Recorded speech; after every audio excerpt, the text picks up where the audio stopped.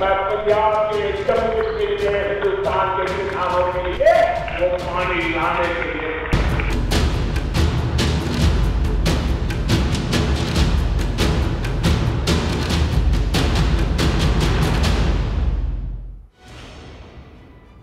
अस्सलामुअलैकुम, आप देख रहे हैं प्रोग्राम नाइट एडिशन और मैं हूं आपकी मेज़बान शाज़िया ज़ीशान। नाज़रीन, इंतज़ार की घड़ियां ख़त्म हुई और वज़ीर-ए-आज़म नवाज़ शरीफ ने आर्मी चीफ मुकर्रर करने का इस्तेहकाक इस्तेमाल करते हुए जनरल कमर बाजवा को मुल्क का 16वां फ़ौजी सरबराह मुकर्रर कर दिया है। 5 सीनियर अफसरान की फहरिस्त में जनरल बाजवा सीनियरिटी में चौथे नंबर पर थे। उनके हमरा सीनियर मोस्ट जनरल ज़ुबैर हयात को चीफ ऑफ जनरल स्टाफ मुकर्रर किया गया है, जबकि दूसरे और तीसरे नंबर पर मौजूद अफसरान लेफ्टिनेंट जनरल इशफाक नदीम और lieutenant general Javed Iqbal Ramday supersede कर दिए गए हैं और जो अब फौजी रिवायात के मुताबिक घर चले जाएंगे। जनरल कमर बाजवा का ताल्लुक इन्फेंट्री बलोच रेजिमेंट से है और वो कोर कमांडर रावलपिंडी रहने के अलावा inspector general training and elevation रह चुके हैं। जनरल कमर का आज़ाद कश्मीर और शुमाली इलाका जात में कमांड का वसी तजर्बा है और वो लाइन ऑफ कंट्रोल के अतराफ में कामयाब फौजी मशकों का इनेकाद भी कर चुके हैं। नए आर्मी चीफ के लिए इनके पेशरो जनरल राहिल शरीफ कामयाबियों की ताबिंदा कुछ मिसालें छोड़कर जा रहे हैं, जिनमें ऑपरेशन ज़रब-ए-अज़्ब है, कराची ऑपरेशन और सी पैक मंसूबे की कामयाब तकमील भी शामिल है। अब सवाल यहाँ पर यह पैदा होता है कि क्या जनरल कमर बाजवा शिद्दत पसंदों और दहशत गर्दों के खिलाफ वही पॉलिसीज जारी रखेंगे जो जनरल राहिल शरीफ की थी, या फिर वो नई स्ट्रेटजी के साथ मैदान में उतरेंगे। ऑपरेशन ज़रब-ए-अज़्ब की हतमी कामयाबी और कराची ऑपरेशन को जारी रखने के साथ साथ लाइन ऑफ कंट्रोल पर भारतीय जारहियत को काबू करने की भारी जिम्मेदारी जनरल कमर बाजवा के लिए यकीनन चैलेंजेस के तौर पर मौजूद है। नए आर्मी चीफ इन चैलेंजेस से कैसे ओहदे बरा होंगे और सिविल मिलिट्री ताल्लुकात में तवाज़ुन के हवाले से आखिर उनका रोल क्या होगा, इस पर भी आज हम अपने प्रोग्राम में बात करेंगे। प्रोग्राम के दूसरे हिस्से में बात करेंगे लाइन ऑफ कंट्रोल पर, जहां पर भारतीय जारहियत का सिलसिला जारी है। नए आर्मी चीफ जनरल कमर बाजवा, जिनका लाइन ऑफ कंट्रोल और कश्मीर सेक्टर पर कमांड करने का काफ़ी तजर्बा है, वो मोदी सरकार की इस जारहियत का मुंह तोड़ जवाब देने की भरपूर सलाहियत रखते हैं। याद रहे कि 8 जुलाई को बुरहान वानी की शहादत से मकबूजा कश्मीर में जद्दोजहद आज़ादी को मिलने वाली एक नई जिंदगी से परेशान भारतीय हुकूमत पाकिस्तान के खिलाफ मुसलसल जारहाना रवैया अपनाए हुए है। 8 जुलाई से लेकर अब तक भारत लाइन ऑफ कंट्रोल की 306 मरतबा जबकि वर्किंग बाउंड्री की 38 मरतबा खिलाफ वर्जी कर चुका है, जिसके नतीजे में 27 पाकिस्तानी फौजी और 44 सिविलियन शहीद हुए और सैकड़ों अफराद जख्मी भी हुए। यही नहीं बल्कि भारत पाकिस्तान के खिलाफ बहरी जारहियत से लेकर जासूस तैयारे की मदाखलत जैसे इकदाम भी उठा चुका है। अब कल नरेंद्र मोदी ने पाकिस्तान का पानी बंद करने की नई धमकी देते हुए सिंध तास मुआहदे की तनसीक की भी बात कर डाली। क्या भारत एक मुनज़्ज़म मंसूबे के तहत पाकिस्तान के खिलाफ मुसलसल जारहियत बढ़ा रहा है? क्या मोदी सरकार का ये सब कुछ कश्मीर में जंग आज़ादी पर पर्दा डालने और रियासती इंतखाबात में जीत के लिए ये एक नया प्रोपेगेंडा है या पाकिस्तान से भरपूर जंग की तैयारियों में मसरूफ़ है? इस पर भी आज हम अपने प्रोग्राम में बात करेंगे। प्रोग्राम में मेरे साथ ज़फ़र हिलाली साहब कराची से मौजूद हैं और कराची स्टूडियो से हमें ब्रिगेडियर हारिस नवाज साहब ज्वाइन कर रहे हैं। जनरल एजाज अवान साहब इस्लामाबाद स्टूडियो से हमारे साथ हैं और लेफ्टिनेंट जनरल अब्दुल कयूम साहब मुस्लिम लीग नून के सेनेटर, ये भी हमारे साथ टेलीफोन पर प्रोग्राम में मौजूद होंगे। मेरे तमाम मेहमानों का बहुत शुक्रिया। हिलाली साहब, आपसे शुरू करती हूँ। नए आर्मी चीफ का तकर्रुर हो गया, आप समझते हैं कि वज़ीर-ए-आज़म नवाज शरीफ की जानिब से जो तकर्रुरी है ये general army chief general Rahil शरीफ की तकर्रुरी की तरह एक ज़बरदस्त इंतखाब है? देखिए, पहली बात तो मैं ये कहूँगा कि जो लोगों को सुपरसीड किया गया है उनमें से 2 चीफ ऑफ जनरल स्टाफ थे और 1 डीजी मिलिट्री ऑपरेशंस। अब आप सोचिए, चीफ ऑफ जनरल स्टाफ जो है वो नंबर 2 ओहदा है पाकिस्तान आर्मी का, और अमूमन जो लोग चीफ ऑफ जनरल स्टाफ बनते हैं वो सही तरीके से उम्मीद रखते हैं कि चीफ ऑफ आर्मी स्टाफ बने, और जो डीजी मिलिट्री ऑपरेशंस है वो भी एक बड़ा ज़बरदस्त ओहदा है। तो इन दोनों लोगों को ओवरलुक करके जो इनको बनाया है, तो हम सब दुआ करते हैं कि जिस किस्म का ट्रस्ट और कॉन्फिडेंस नवाज शरीफ साहब में इनमें रिपोज किया है, इंशाअल्लाह वो ठीक होगा और सब उनको हम मुबारकबाद देते हैं।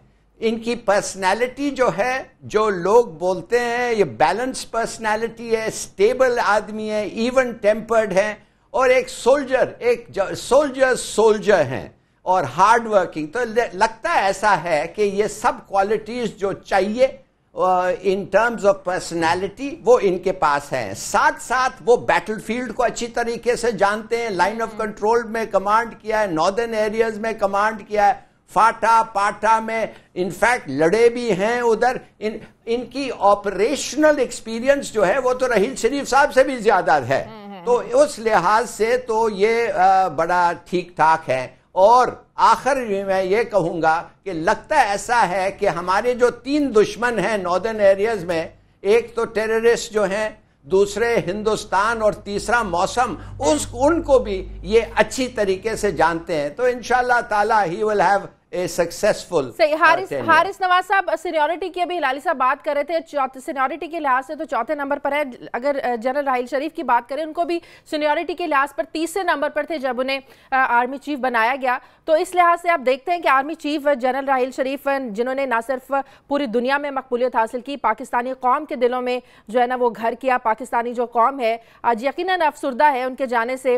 آپ سمجھتے ہیں کہ یہ بھی ایک بہترین انتخاب ہے وزیر اعظم نواز شریف کی جانب سے؟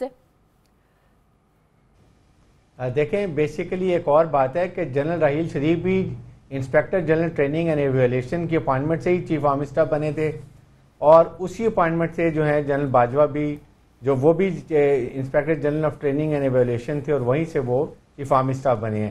ایک تو یہ بڑی مواصلہ اتفاق بھی ہے, اور سیکنڈ یہ ہے کہ جس پچ کے اوپر جنرل راحیل شریف آرمی کے ایموز کو لے گئے تھے, آرمی کی پروفیشنل کیپیبلٹیز کو لے گئے تھے, آرمی کی ٹریننگ کو لے گئے تھے, تو مجھے یقین ہے کہ یہ بھی اس کو فالو کریں گے. اس لیے کہ یہ ٹریننگ ڈاکٹرائنز, ٹریننگ کو یہ اوور لک کرتے رہے ہیں. اس کے بعد یہ 10 کور جو پاکستان آرمی کی سب سے بڑی کور ہے, اس کو بھی انہوں نے کمانڈ کیا ہے. تو یہ اس لحاظ سے بھی ویل کنورس ہیں what is happening on the line of control. تو اس لحاظ سے بھی میں یہ سمجھتا ہوں کہ یہ اپنی پیشہ ورانہ صلاحیتوں کو بروئے کار لاتے ہوئے ان کو فالو کریں گے. بلکہ آئی وڈ سے کہ he should do much better, کیونکہ ان کو پروف کرنا پڑے گا. قوم پوری دیکھ رہی ہے, عوام پاکستان آرمی کے ساتھ ہے, اور انڈین فوج ہمارے مقابلے میں بیٹھی ہے, جن کو منہ توڑ جوانے کے لیے مجھے یقین ہے کہ یہ اور زیادہ بہتر اپنی سپاہ سالارانہ جو صلاحیت ہے اس کو بروئے کار لے کر آئیں گے. صحیح. جنرل اعجاز اعوان صاحب, جنرل جو قمر باجوہ صاحب ہیں, آپ سمجھتے ہیں کہ اگر جنرل راحیل شریف کی پالیسیوں کی کنٹینیوٹی ہوتی ہے, آپ کراچی کے حالات دیکھیں, کراچی آپریشن دیکھیں, کس طرح کراچی کو کلین اپ کیا کراچی آپریشن, اس کے علاوہ ضربیز دیکھیں, دہشت گردوں کی کس طرح سے کمر توڑی, آپ سمجھتے ہیں کہ اگر جنرل راحیل شریف کی یہ ہوتی ہے, کنٹینیوٹی ہوتی ہے پالیسیوں کی, تو جو ضربیز ہے اس کی بھی کامیابی جلد ہوگی, ضربیز بھی جلد ختم ہوگا, جو کراچی آپریشن ہے یہ بھی جلد ختم ہوگا, جلدی کلین اپ ہوگا کراچی بھی؟ Thank you very much. دیکھیے, پاکستان آرمی ایک ایسا ادارہ ہے جو کانسٹنٹلی ایوالو ہوتا رہتا ہے, اور وہاں حکمت عملی بنتی ہے تھریٹ کو دیکھ کر. جو پوٹینشل ہے ادارے کا اور اس کے آفیسرز کا, وہ ایک ویل اسٹیبلشڈ ریالٹی ہے کہ پاکستان آرمی ہر طرح کے چیلنج سے نبرد آزما ہونے کے لیے ایک بیٹل ہارڈنڈ آرمی ہے, اور جس میں انشاءاللہ اللہ کے فضل سے کوئی کمی نہیں ہے. اس کا پوٹینشل ہے ہر پرابلم سے ڈیل کرنے کا.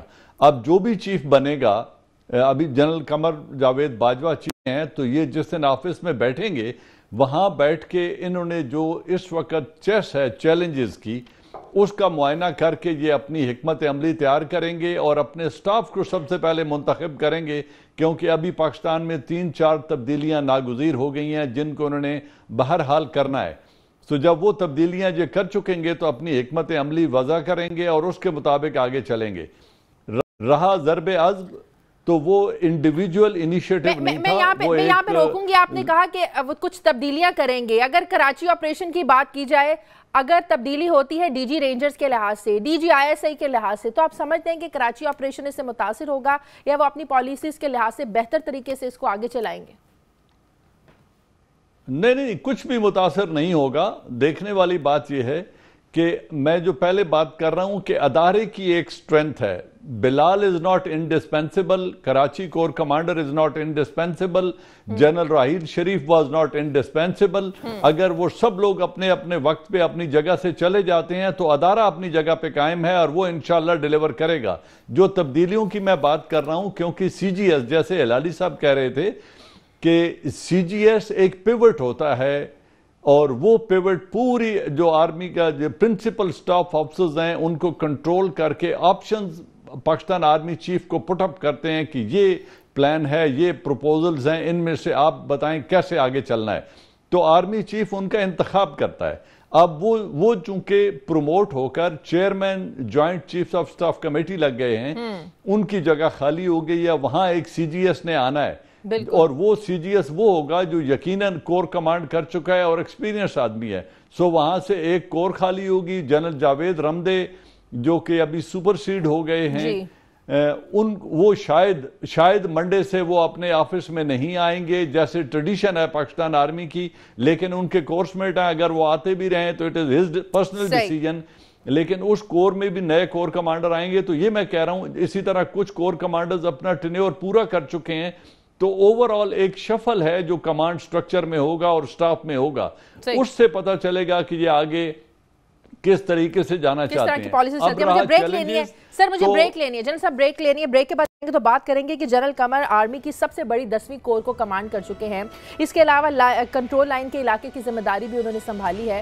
تو جو موجودہ ٹینشن ہے پاک بھارت تعلقات کو لے کر، لائن آف کنٹرول کو لے کر، اس کشیدگی میں موجودہ ٹینشن میں موجودہ حالات کو مد نظر رکھتے ہوئے جنرل قمر باجوہ کی جو تقرری ہے اس نازک وقت میں کتنی اہم ہے؟ ایک چھوٹے سے وقفے کے بعد.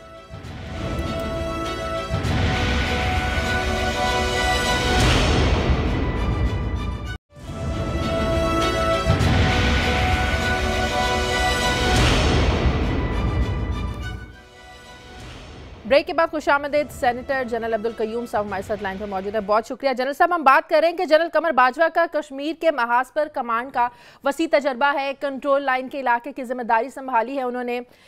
تو اس تناظر میں جب پاکستان اور بھارت کے درمیان کشیدگی چل رہی ہے، کشمیر محاذ گرم ہے، تو کیا ان سب باتوں کو مد نظر رکھ کر جنرل قمر باجوہ صاحب کی تقرری کی گئی ہے؟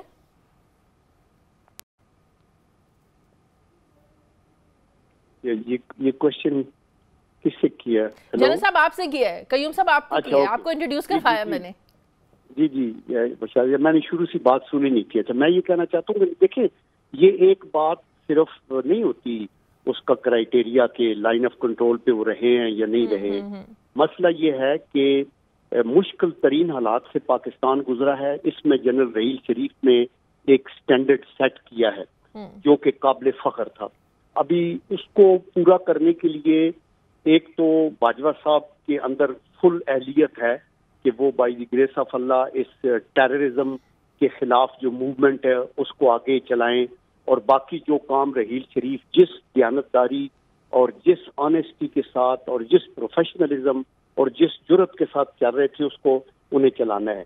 لیکن مور دین دیٹ باجوہ صاحب کی اسٹرینتھ جو ہے وہ پاکستان آرمی کا انسٹیٹیوشن ہے جو کہ مکمل طور کے اوپر ان کو فلی نیچے کور کمانڈرز ہیں، ڈو کمانڈرز ہیں، بریگیڈ کمانڈرز ہیں، ادارے ہیں، وہ سارے بائی دی گریس آف اللہ بہت اچھے ہیں. تو اس لیے ابھی باجوہ صاحب کی جو پرائیورٹی میں ہے وہ ملیٹنسی ہے اپنی جگہ، دوسرا ایسٹرن بارڈر کے اوپر یہ ہے. But more than that is also militancy کے لیے ضرب عضب کے پریشر سے جو لوگ بھاگ کے افغانستان چلے گئے تھے وہ ابھی تک قابو نہیں آئے، اور بارڈر بھی پوری طور کے اوپر مینیج نہیں ہے. تو یہ ایک بہت بڑا چیلنج ہوگا. ایک تو فاٹا کے اندر لوگوں کی جو ٹیمپریریلی ڈسپلیسڈ ہیں ان کی ری ایبلیٹیشن، سیکنڈ بارڈر مینجمنٹ، تھرڈ ان لوگوں کو چیک کرنا جو ابھی اندر آ کے وارداتیں کریں گے. And in addition to that میں ہمیشہ یہ کہتا ہوں بیسڈ آن مائی ایکسپیرینس کہ ساتھ بڑا چیلنج یہ بھی ہے کہ افواج پاکستان کو پروفیشنلی بہت زیادہ اپ گریڈ کرنے کے لیے، ٹرین کرنے کے لیے، ایکوپ کرنے کے لیے، کیونکہ ماڈرن آرمیز بہت تیزی سے آگے جا رہی ہیں. ڈیجیٹلائزڈ بیٹل فیلڈ کے اندر بہت سی انوویشنز اور نئی نئی چیزیں آ رہی ہیں، ان کو اپڈیٹ. یہ سائبر وارفیئر کا مسئلہ ہے.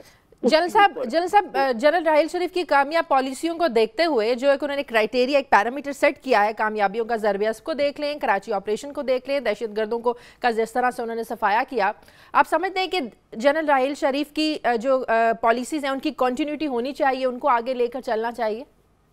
دیکھیں اس کے اندر کوئی چوائس ہی نہیں ہے. پوائنٹ یہ ہے کہ یہ جنرل راحیل شریف کی صرف پالیسیز نہیں تھی، یہ ان ساری پالیسیز کے پیچھے آپ کی پوری قومی سپورٹ تھی. آپ کو یاد ہوگا کہ ضرب عضب لانچ ہوا تو APCs ہوئی, آپ کا نیشنل ایکشن پلان بنا, آلتو اس کے اندر روئے رواں آرم فورسز جنرل رئیس شریف تھے, لیکن اس نیشنل ایکشن پلان میں ہر پولیٹیکل پارٹی نے بھی سپورٹ کیا.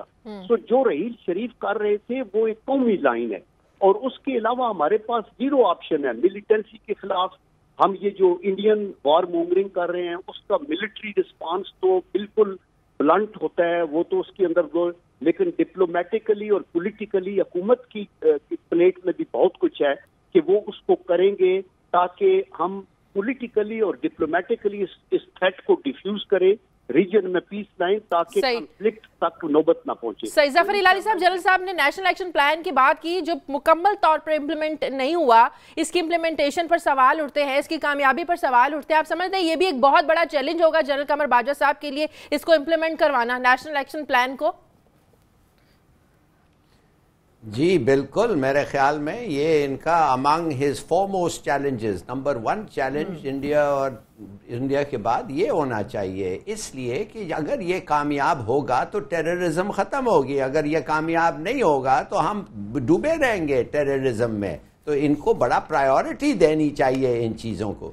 اور دیکھیے میں سمجھتا ہوں کہ ٹھیک ہے جیسے جنرل قیوم کہہ رہے تھے کہ انسٹیٹیوشن ہے یہ وہ, مگر لیڈر جو ہوتا ہے انسٹیٹیوشن کا شاذیہ بڑا امپورٹنٹ ہوتا ہے, وہ ایک ٹارگٹ سیٹ کرتا ہے, وہ ایک ڈرائیو دیتا ہے, وہ گول اورینٹڈ چیزیں رکھتا ہے اپنے فوج کے سامنے. تو یہ نیشنل ایکشن پلان, رحیل شریف, یہ دوسرا جو ہے یہ کیا نام تھا, نیکٹا, رحیل شریف, اس کا ڈائنمو اور ڈائنمزم جو ادھر سے آیا, رحیل شریف. میں تو گورنمنٹ کی طرف سے کچھ نہیں دیکھا. تو یہ کہنا کہ ایک انسٹیٹیوشن ہے اور کوئی بھی آ جائے وہ اسی طریقے سے چلے گا, دس از رانگ, یہ نہیں ہوگا.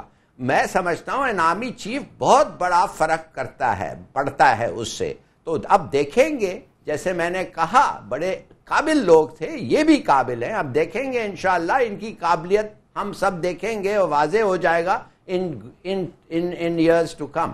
بالکل. حارث نواز صاحب, افغانستان پالیسی ہے, امریکہ کا ہمیشہ سے ڈو مور کا مطالبہ ہے, پھر وہاں پر نئی سرکار آئی ہے, ٹرمپ سرکار آئی ہے, آپ سمجھتے ہیں کہ اس حوالے سے بھی پالیسیز میں تبدیلی کی ضرورت ہے؟ اب میرے خیال میں یہ اب ڈیپینڈ کرتا ہے, کیونکہ جو فالو آرمی کر رہی تھی جنرل باجوہ بھی اس کو فالو کر رہے تھے, اور major difference I don't think کہ ایسی بات ہوگی. ہر ایک جو لیڈر آتا ہے, جو آرمی چیف ہوتا ہے, اس کی اپنی پالیسی ہوتی ہے, but then the core commanders already there, اور کور کمانڈر کانفرنس میں بہت چیزیں اوپنلی ڈسکس ہوتی ہیں اور وہاں پالیسی فارمولیٹ ہوتی ہے, then decision is taken and then everybody follow it. ایک تو یہ رول ہے. سیکنڈ یہ کہ جو آرمی نے پالیسی بنائی ہوئی ہے, میرے خیال میں افغانستان کے اوپر ہمارا کانسیپٹ ابھی بہت کلیئر ہے. ٹیررزم کے بھی وی آر ویری کلیئر. ہمارا جو نیریٹو ہے اس وقت وہ ہے ٹیررزم کو ختم کرنا اور تہا پسندی کو ختم کرنا, اور نیا ایک ابھی جو پرابلم آ گئی وہ لائن آف کنٹرول پر آ گئی ہے. تو جنرل باجوہ کو یہ ساری چیزوں کو ابھی سمجھنا بھی جلدی ہوگا اور کوئی ڈیسیژن میکنگ کرنی ہوگی, اور یہ ایک بہت بڑا چیلنج ہے ان کے لیے. اور ساتھ ہی ساتھ جو امریکہ کا اس وقت نیکسس بن رہا ہے انڈیا کے ساتھ, اس کو ہمیں دیکھنا ہے, اور سی پیک منصوبہ, کیونکہ ہمیں ایک ایڈوانٹیج یہ ہے کہ یہ ناردرن ایریاز میں فورس کمانڈر بھی رہے ہیں اور 10 کور میں کور کمانڈر بھی رہے ہیں جو اس ایریا کو لک آفٹر کرتے ہیں.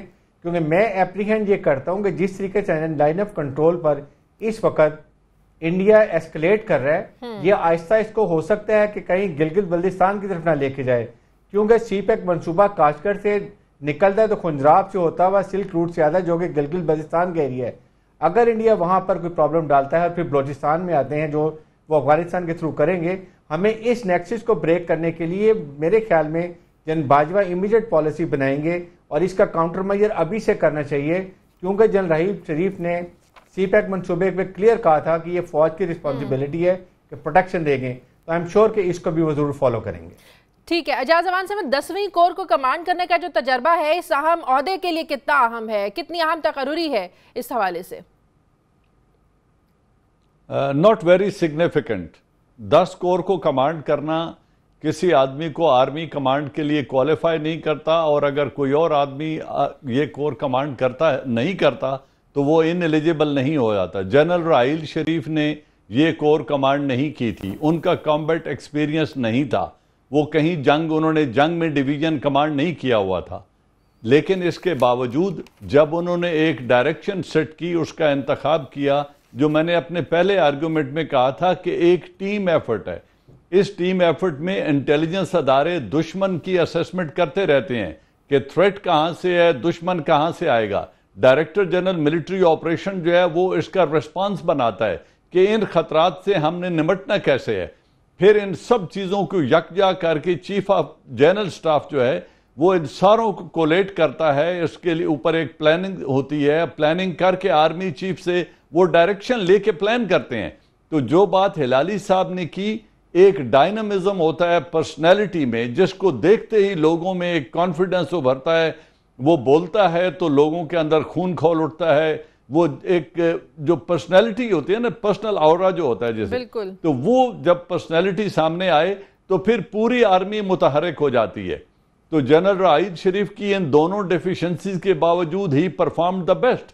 اب ان کی خوش قسمتی یہ ہے، جنرل قمر باجوہ کی خوش قسمتی یہ ہے کہ پچھلے 9 سال سے جو پاکستان آرمی نے بیٹل میں تجربہ حاصل کیا ہے، دہشت گردی کے خلاف تجربہ حاصل کیا ہے، پولیٹکس سے دور رہے ہیں، جنرل کیانی 6 سال دور رہے ہیں، جنرل راحیل شریف 3 سال دور رہے ہیں، جنرل کیانی نے 7 آپریشن کیے ہیں، جنرل راحیل شریف نے 8واں ضرب عضب کیا ہے۔ تو پاکستان آرمی کے پاس یہ پورا تجربہ موجود ہے، یہ گھوڑا دوڑ رہا ہے، اس گیلپنگ ہارس کی سیڈل میں بیٹھ گئے ہیں جنرل قمر باجوہ۔ اب جب وہ بیٹھتے ہیں تو اس گھوڑے کو وہ جدھر لے جانا چاہیں یہ گھوڑا ڈس اپوائنٹ نہیں کرے گا۔ پاکستان آرمی ایک بیٹل ہارڈنڈ مشین ہے، ان کے آفسرز بہت ایکسپیرینس ہیں۔ اب انہوں نے اگر پہاڑوں میں سرو کیا ہے تو ڈیزرٹ میں سرو کیا، میرے ساتھ ہم نے اکٹھے ڈیزرٹ میں بھی سرو کیا، میں نے اور جنرل قمر باجوہ نے۔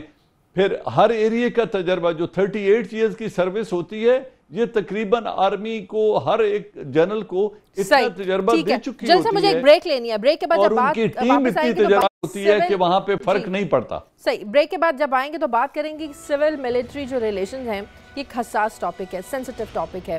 سول ملٹری ریلیشنز میں توازن رکھنا یہ کتنا بڑا چیلنج ہوگا جنرل قمر باجوہ کے لیے؟ ایک چھوٹے سے وقفے کے بعد۔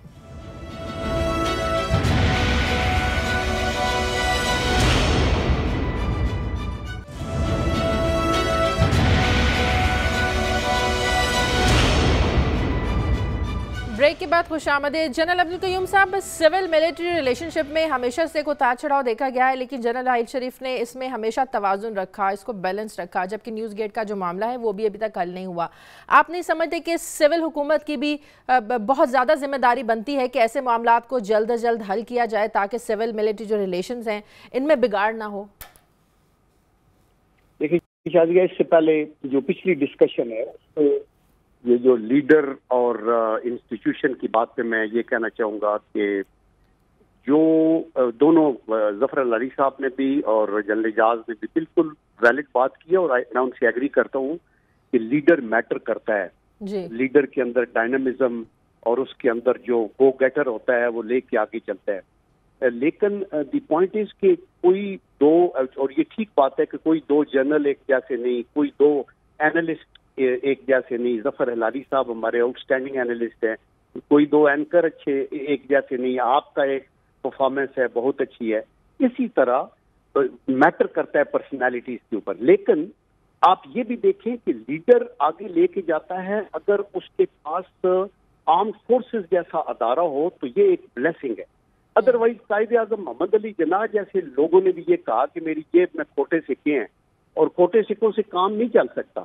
لیکن یہ جو ہمارا لیڈر 6 لاکھ کی فوج سے نتر کے پیرامڈ کے ہیڈ کے اوپر ایک بندہ آتا ہے تو by the grace of Allah اس میں بڑی کوالٹیز ہوتی ہیں، اور اس کے ساتھ لیکن وہ خود اپنے طور پہ کچھ نہیں کرتا، وہ ایک جرأت دیتا ہے، وہ ایک گائیڈنس دیتا ہے، اور اس لحاظ سے وہ بھی امپارٹنٹ ہے۔ لیکن ادارے کی اہمیت کو ہم کبھی بھی انڈرمائن نہیں کر سکتے۔ وہ ڈیلیور اس لیے کر سکتا ہے کہ لوگ اس کے حکم پہ لب بیک کہتے ہیں اور وہ ڈیلیور کرتے ہیں۔ سول ملٹری ریلیشن سے دیکھیں، سول ملٹری ریلیشنز کا آف کورس جتنی افواج پاکستان کا ادارہ ذمہ دار ہے، اتنا ہی اگر اس سے زیادہ نہیں تو سول کی حکومت بھی ذمہ دار ہوتی ہے۔ میں 3 سال ملٹری سیکرٹری رہا، ظفر العلی صاحب میرے ساتھ ادھر ایڈیشنل سیکرٹری ہوتے تھے اس وقت فارن آفس کے، اور ہم دونوں دیکھتے تھے کہ بہت سی چیزیں ایسی ہوتی ہیں جو دونوں طرف سے کنٹرول کرنا بڑا ضروری ہوتا ہے. تو آئی ایم شیور کہ رحیل شریف صاحب نے جس خوبصورتی سے اور اچھے انداز سے اس کو ہینڈل کیا, اور بہت سے لوگوں نے بہت سی بیٹ دینے کی کوشش کی, بڑے دانے بھی پھینکے گئے, بڑا انسائٹ بھی کیا گیا. لیکن اب سول حکومت کی بھی تو ذمہ داری ہے نا اس مسئلے کو جلدی سے حل کرے, نیوز گیٹ مسئلے کو. دیکھیں سول حکومت اگر کسی طریقے سے حل نہیں کرتی کسی چیز کو, تو جو سول کے ادارے ہیں ان کو اس کو ٹیک آف کرنا ہے نا, ان کو عدلیہ کو ٹیک آف کرنا ہے, ان کو پارلیمنٹ ان کے پیچھے لگے گی. آرمی کا کام پروفیشنل اپنے دائرے کے اندر رہ کے وہ اپنے کام کر رہے ہیں. ہاں اگر ہماری نیشنل سیکیورٹی کے اوپر کس چیز کا رفع ہو تو چیف آف آرمی اسٹاف اگر جا کے پرائم منسٹر کے ساتھ سامنے بیٹھ کے کھری بات نہیں کرتا تو he is not doing his duty, because آپ اندر بیٹھ کے ہر چیز کہہ سکتے ہیں کہ آپ کے خیال میں یہ آپ کی اپریہنشنز ہیں, یہ ایسے ہوگا تو اس کا یہ اثر ہوگا, لیکن اپنے اپنے دائرے کے اندر آپ نہ حکومت جو ہے وہ فوج کے معاملات میں مداخلت کر سکتی ہے کہ ہماری مرضی کا کور کمانڈر لگائیں, ہماری مرضی کا یہ کریں, نہ فوج کا ادارہ حکومت کو یہ بتا سکتا ہے کہ آپ کے جو سول کے گورننس کے کام ہیں اس میں کیسے آپ کو کرنا ہے. ان کی پروفیشنلزم کی مثال, ہلالی صاحب آپ پروفیشنلزم کی بات کر رہے ہیں, ہلالی صاحب جنرل قمر باجوہ کی پروفیشنلزم کی مثال اس طرح دی جا سکتی ہے, انہیں پروفیشنل سولجر کہا جاتا ہے. آپ کو یاد ہوگا جب 2014 میں عمران خان نے دھرنا دیا تھا تو جنرل قمر باجوہ صاحب کور کمانڈر راول پنڈی تھے, تو بہت زیادہ آوازوں کے باوجود بھی, پکاروں کے باوجود بھی کسی نے ان کی حوصلہ افزائی نہیں کی تھی دھرنے کی, جنرل قمر باجوہ صاحب نے بھی کسی قسم کی حوصلہ افزائی نہیں کی تھی. تو یہ کہا جا سکتا ہے کہ غیر سیاسی جنرل ہیں جو فرق جانتے ہیں کہ فوجی قیادت نے اپنا کام کرنا ہے اور سول قیادت نے اپنا کام کرنا ہے, ایک دوسرے کے کاموں میں انٹرفیئر نہیں کرنا ہے, سیاسی معاملات میں مداخلت نہیں کرنی ہے. مگر اس کا جو کریڈٹ ہے شازیہ کہ انہوں نے کچھ نہیں کیا اور واقع پولیٹیکلی انٹرفیئر نہیں کیا, اور بہت اچھی بات ہے کہ انہوں نے پولیٹیکلی انٹرفیئر نہیں کیا, کیا یہ کریڈٹ رحیل شریف صاحب کو جانا چاہیے کہ ان کو جانا چاہیے؟ ایسی بات تو نہیں ہے نا کہ آخر اسلام آباد تو جنرل ہیڈ کوارٹرز کے نزدیک ہے, اتنا ہی نزدیک ہے جتنے وہ آرمی چیف بھی ادھر تھے. تو انہوں نے ڈیسائیڈ کیا کہ اس میں ہم انٹروین نہیں کریں گے, اور بلکہ انہوں نے کوشش کی آرمی چیف نے کہ اس معاملے کو without any overt intervention settle ہو, مانے کہ یہ دونوں طرف سے, جیسے لوگ کہتے ہیں کہ عمران خان کو بلا کے کچھ کہا تھا یہ وہ, تو انہوں نے اپنے گڈ آفیسز استعمال کیا to bring the situation to normal. بڑی اچھی بات ہے یہ. تو اس نے ہمیں بتا دیا کہ Raheel Sharif was not a political general, وہ نہیں انٹرسٹڈ تھے کہ اس طریقے he should come to power. میرے خیال میں اگر آپ کریڈٹ باجوہ صاحب کو دینا چاہتے ہیں, کچھ کریڈٹ شاید ضرور ان کو بھی جانا چاہیے, اس لیے کہ he was the corps commander, اور پتہ نہیں ان کا کیا مشورہ تھا. لگتا ہے کیونکہ اب تک ہماری ہسٹری میں جتنے بھی مارشل لاء لگے ہیں یہ سب 10ویں کور کمانڈر کی مشوروں سے, انہی کی ہدایات پر اور ان کے کنسنسس سے لگتے رہے ہیں. نو ویسے Shazia you have a remarkable control of military history. اگر آپ یہ کہہ رہی ہیں میں مان جاؤں گا, آپ کے سورسز اچھے ہوں گے, مگر I would like to study that but closely. میرے خیال میں زیادہ تر جو آرمی چیفز ہیں ان کے اپنا پولیٹیکل ایجنڈا ہوتا تھا, اور بیچارہ 10 کور کا جو کمانڈر تھا اس کو آرڈر ملتے تھے, یا 111 بریگیڈ کو کہا جاتا تھا نکلو اور ٹیک اوور. مگر اگر آپ سمجھتی ہیں ان کا بھی کچھ ہاتھ ہے, why not, you may be right. اچھا ایک آخری سوال آصف زرداری صاحب کی واپسی کے متعلق کہا جا رہا ہے. اعجاز اوان صاحب میں آپ سے بھی ایک سیاسی سوال یہ کر لوں. آصف زرداری صاحب نے اپنی واپسی کا اعلان کیا, آپ سمجھتے ہیں کہ وہ انتظار کر رہے تھے جنرل رحیل شریف کی ریٹائرمنٹ کا اور پھر انہوں نے بعد میں اعلان کیا کہ وطن واپس آئیں اور سیاسی معاملات کو دیکھیں آ کر؟ جو آپ کی اپریہنشن ہے وہ بالکل بے جا نہیں ہے. مجھے بھی ایسا ہی لگتا ہے کہ جب وہ اینٹ سے اینٹ بجانے کی دھمکی دے کے پھر کچھ دنوں بعد چلے گئے تھے, وہ بھی شاید 29 نومبر کا انتظار کر رہے تھے, اس لیے ان کا اس کو آپ ڈی لنک نہیں کر سکتے. مجھے بالکل آپ کے ساتھ اتفاق ہے. رہی آپ کی پہلی بات کور کمانڈرز والی, تو دیکھیں پاکستان آرمی نے ہمیشہ پولیٹیکل سسٹم کو سپورٹ کیا ہے. پچھلے 9 سال سے تو ہم دیکھ رہے ہیں کسی قسم کی کوئی ڈسٹربنس نہیں ہوئی تمام تر پرووکیشن کے باوجود. اور جنرل پرویز مشرف کے دنوں میں بھی میں آرمی میں ہی تھا, ہم نے اس وقت वापडा की भी काम किया, रेलवे में भी काम किया, उसके बाद हमने नहरों की भल सफाई भी जनरल मुशर्रफ ने हमसे करवाई और गोश्त स्कूल के सर्वे भी करवाए। इतना ओबीडियंट चीफ थे वो, लेकिन जब एक लाठी निकाल के उनको मारी गई तो फिर उन्होंने एक सेल्फ डिफेंस में आके एक काम किया जो उन्हें करना पड़ा। अगर ऐसा ना होता तो शायद उसको भी हम इस तारीख में शामिल कर लेते कि 9 और 6 15 साल से कोई डिस्टर्बेंस नहीं हुई। अभी भी आर्मी जो है वो एक अदारा है जो प्राइम मिनिस्टर के अंडर आता है, वो उनके हुक्म के तहत ही चलेगा, कॉन्स्टिट्यूशनल रिस्पॉन्सिबिलिटीज ही निभाएगा।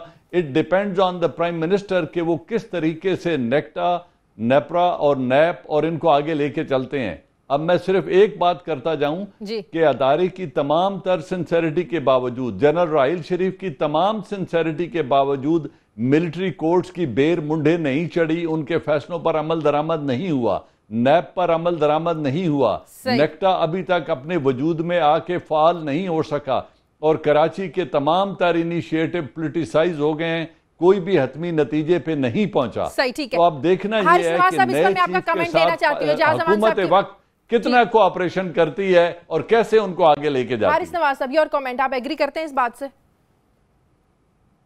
जी बिल्कुल, देखें आर्मी का एक पॉइंट ऑफ व्यू होता है और कौमी मफाद में और मिलिट्री मफाद में, चाहे चीफ ऑफ आर्मी स्टाफ कोई भी हो, उनको अपने अदारे का, अपनी ऑर्गेनाइजेशन का हर लिहाज से ख्याल करना पड़ता है। और जब वो समझते हैं कि जो फेडरल गवर्नमेंट है वो सपोर्ट नहीं कर रही है या कहीं आइसोलेट करने की कोशिश की जा रही है, जहाँ जैसे डॉन लीग की बात हो गई, ऐसी दौरों में चाहे जनरल बाजवा होंगे या जनरल राहिल शरीफ होंगे, कोई भी होगा, उनके लिए अपना कौमी मफाद, अपनी फ़ौज का मफाद सबसे आगे है। और ये चीज़ों में मेरे ख्याल में अभी फेडरल गवर्नमेंट को बैलेंस आउट करना होगा ताकि इन चीज़ों को हम पीछे छोड़ के आगे चलें। और इस वक्त जो नरेंद्र मोदी का एजेंडा है उसको हमने काउंटर करना है, और उसको काउंटर करने के लिए जिस तरीके से पूरी आवाम फौज के साथ है, इसी तरह उनको साथ। ठीक है, मुझे ब्रेक लेनी है। अब्दुल कयूम साहब, आपका बहुत शुक्रिया। ब्रेक के बाद जब वापस आएंगे कि लाइन ऑफ कंट्रोल पर मुसलसल फायरिंग, कशीदगी, आखिर मोदी सरकार चाहती क्या है, एक छोटे से वक्फे के बाद।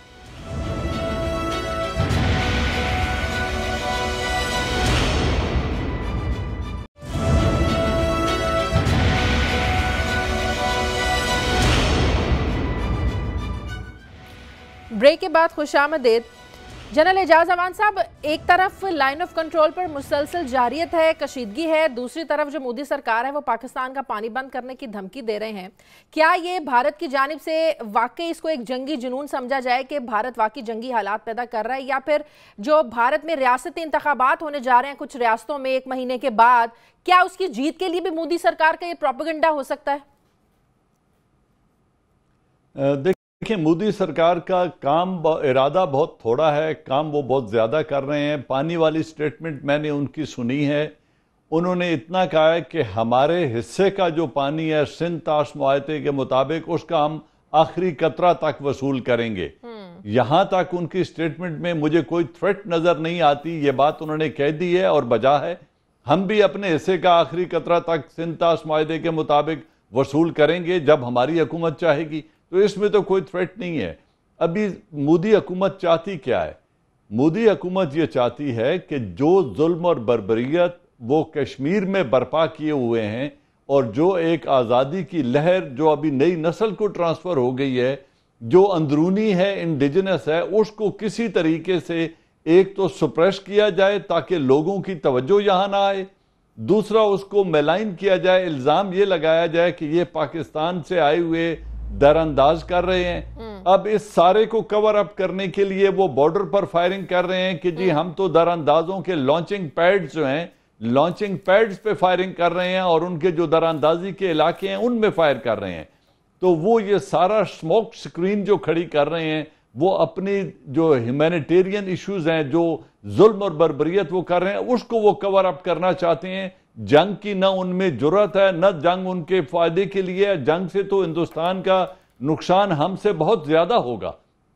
अब रहा उनका हिंदुत्व का बैगेज। यस, वो बहुत बड़क मार के इंतखाबात में जीत के आए थे और उन्होंने कहा था जी हम जब हमारे ऊपर पाकिस्तान कुछ करेगा तो हम यूएन में नहीं जाएंगे, हम उसका जवाब उसी तरीके से देंगे। अजीत दोवल ने भी कहा कि हम कांटे से कांटा निकालेंगे। तो वो अपने इलेक्टोरल जो الیکشن ہو رہے ہیں یوپی میں اور پنجاب میں, ان لوگوں کو بھی اپیل کرنا چاہتے ہیں, لیکن اس سے بڑھ کے وہ یہ کرنا چاہتے ہیں, اور جواباً وہ بلوچستان, کراچی اور اس کے اندر جو کچھ افغانستان سے کر رہے ہیں, they are trying to pay us according to them, کہ جی ہم کانٹے سے کانٹا نکال رہے ہیں, جو ہمیں درد دے گا ہم اس کو درد دیں گے. ٹھیک ہے, تو یہ ان کا اوور آل ڈیزائن ہے. اب اس کا بفٹنگ رپلائی حکومت وقت نے دینا ہے, گائیڈ لائن حکومت نے دینی ہے, ڈیلیور پاکستان آرمی نے کرنا ہے. صحیح. ظفر ہلالی صاحب دیکھیے بالکل یہ جنرل صاحب نے بالکل صحیح کیا. یہ جو 3 ریورز ہیں, راوی, بیاس اور ستلج,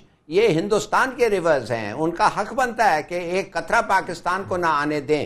تو اگر وہ یہ کہہ رہا ہے تو یہ ناٹ اے تھریٹ. اور جس طریقے سے اس معاملے کو رپورٹ کیا ہے ہمارے پریس میں, یہ بڑا ارسپانسبل ہے, یہ واقعی صحیح نہیں ہے. ہمارا حق بنتا ہے 3 اور پہ, وہ انڈس اور چناب اور جو بھی ہے اس پہ ہمارا حق بنتا ہے. تو یہ اس نے, this is not a threat of war. مگر دیکھیے جواب کیا آیا ہمارے ڈیفنس منسٹر سے, تھوڑا سنیے انہوں نے کیا کہا. انہوں نے یہ کہا کہ ہندوستان جو ہے حق خود ارادیت کشمیریوں کو نہیں دے سکتا, اس لیے کہ اگر وہ دے دے تو اس کے معنی دوسرے سب جو پروونسز ہیں یا دوسرے سب گروپس جو ہیں وہ بھی مانیں گے اور ہندوستان ختم ہو جائے گا.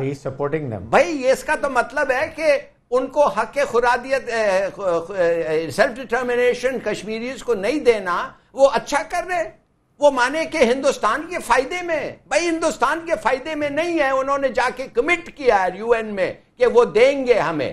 تو آپ کیسے کہتے ہیں کہ اگر وہ دے دیں, تو اس کا مطلب یہ ہے کہ پورا ہندوستان جو ہے اگر کشمیر کو جو آپ نے وعدہ کیا وہ چلے جائے, وہ ٹوٹ جائے گا. You mean Hindustan is being kept together by force, مانے کہ کوئی بندوق کے نوک پہ ہندوستان کو رکھا ہوا ہے اور ہندوستان ٹوٹ جائے گا اگر کشمیر کی حق خود ارادیت. اس قسم کے لوگ اور لیڈرز جو آگے ہیں اس وقت, جو سمجھ ہی نہیں سکتے ہیں پرابلم, ان کا ٹاپ فرسٹ پیج پہ یہ ان کا بیان ہے. میں تو حیران ہو گیا یہ سن کے. یہ ڈیفنس منسٹر ہیں بھائی. صحیح. حارث نواز صاحب اور کامنٹ پلیز, پھر مجھے کلوزنگ دینی ہے.